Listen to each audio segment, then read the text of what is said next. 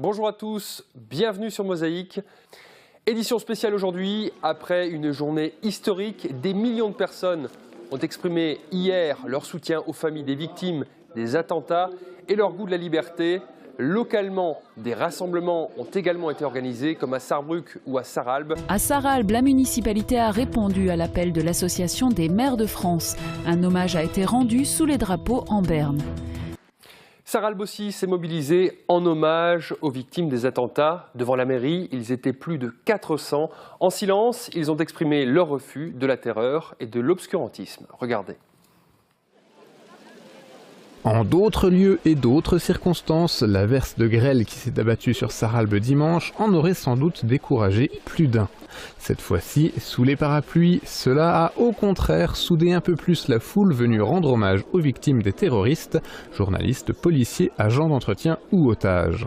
Sur le parvis de la mairie, c'est tout d'abord Pierre-Jean Didiot qui prend la parole. Face au rassemblement de plus de 400 personnes, il fait sien les mots de la lettre de François Baroin adressée au maire de France. C'est une véritable chaîne humaine nationale que nous formons, toutes générations confondues, au-delà des divergences d'opinion, afin d'affirmer et de défendre ensemble les valeurs de la République, notre République une et indivisible. Cette République unie dans le recueillement se retrouvait dans le rassemblement sarralbigeois.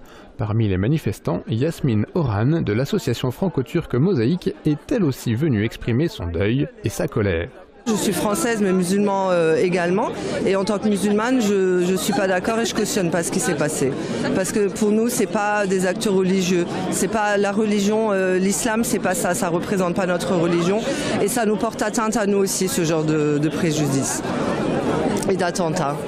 Comme un écho au discours du maire de Sarralbe, c'est la défense des principes fondamentaux de la République qui est mis en avant. En réponse à la terreur et la volonté de faire fléchir un pays, certains citoyens n'hésitent pas non plus à se faire encore plus revendicatifs. On ira plus loin s'il le faut. On est des gens d'un certain âge, on est prêt à laisser à la limite notre vie pour la jeunesse. Comme un rappel au côté irrévérencieux de l'hebdomadaire satirique, c'est une bouteille de champagne qui conclut le rassemblement. J'ouvre cette bouteille de champagne pour que vivent les iconoclastes, pour que vive la liberté, pour que vive Charlie Hebdo, voilà. Et pour que vive l'esprit de Charlie Hebdo.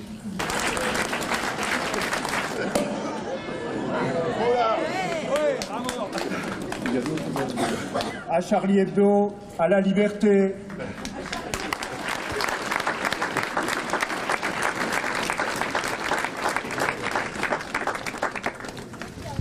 À la presse libre, c'est pour vous. Merci. C'est la fin de cette émission. Merci pour votre fidélité. Excellente journée à toutes et à tous.